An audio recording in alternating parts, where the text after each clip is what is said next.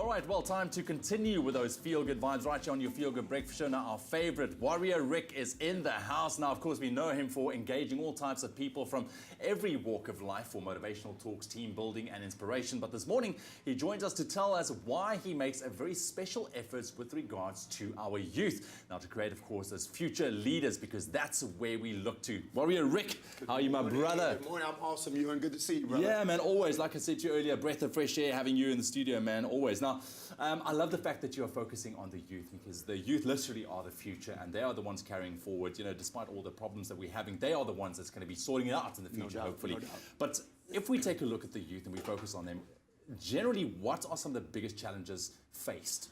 Well, look, I think some of them we know about. I mean, it could be, the pimple face, the overweight, the underweight, the popularity. But really today it's all about this technology, and they're getting caught up and just becoming very insular into that cell phone and not really focusing on socializing and getting out there and finding out what they can do for themselves. So a lot of times it's really about that insular attitude and trying to find their space in the cyber world. That's it, and which could be very, very difficult and confusing. I mean, if you take a look at it, I mean, I was confused at the youth. We didn't have nearly what we had today. 100%. So talk to me about your recipe to success. I mean, how are you approaching this topic, and how are you involving yourself hands-on to make a change and facilitate good leaders in our country? Well, look, I've found in my work and in my dream and in my vision that it's about inspiring and motivating people to be their best, and obviously looking at how we can help others find their vision and their mission, because it feels so good to wake up without an alarm clock. You wake up with purpose. So when I'm training the children and the parents and the teachers,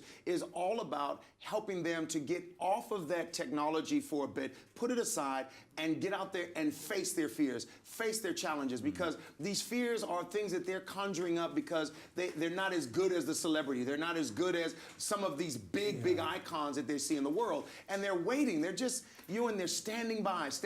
And I'm saying, no, it's time to show up.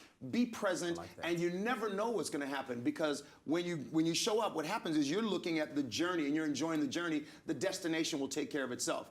What I'm telling them, Ewan, is 3 things. 1, they must be grateful. And when you're grateful, the stress levels come down. Just be thankful for what you've got. It's a perfect way to start. Then make your bed.